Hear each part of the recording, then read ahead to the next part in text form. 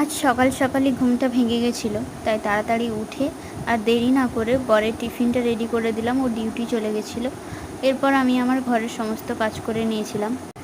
খুব সকালে ঘুমটা ভেঙে যাওয়ার কারণে তাড়াতাড়ি উঠে পড়ে ঘরের সমস্ত কাজও কমপ্লিট করা হয়ে গেছে। 8টার মধ্যে আমার সমস্ত কাজ কমপ্লিট হয়ে গেছে।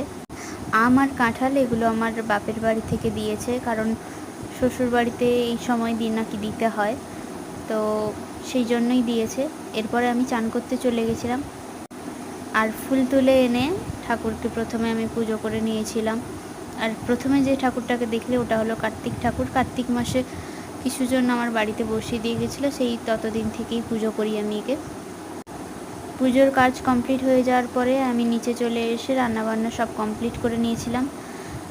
আজকে রান্না করেছিলাম মুগের ডাল। এই মুগটা হলো ঘরে চাষ করা, আমার বাবার বাড়িতে আমার বাবা চাষ করেছিল, তো এইবারে যেতে আমাকে দিয়েছিল মুগ, তো ওইটাই আজকে রান্না করেছিলাম। আর তার সঙ্গে ছিল মোচার চচ্চড়ি, আর সঙ্গে ছিল শাক ভাজা। এটা হলো কুমড়ো শাকের ভাজা।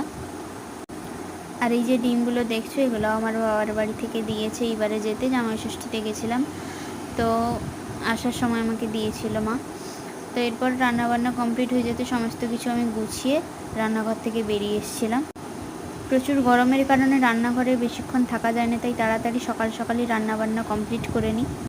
ঝুড়ি কয়েকটা নোংরা হয়ে পড়েছিল, তাই ওগুলোকে পরিষ্কার করে আজকে আমি রোদে দিয়ে দিয়েছিলাম। আর এটা হলো আম তেল, যেটা আমার হাজব্যান্ড খায়, অন্য কোনো আচার খায় না, তাই এটাই আমি বানিয়েছিলাম ওর জন্য।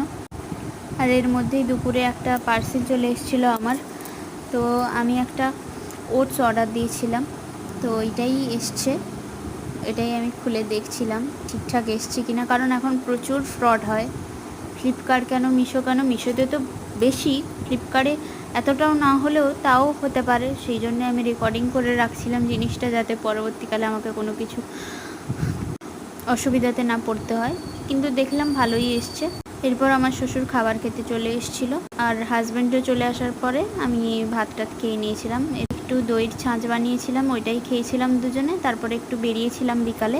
আর রাত্রে ওই ওটসটারই একটা রেসিপি করেছিলাম, কিন্তু খেতেই ভালো ছিল।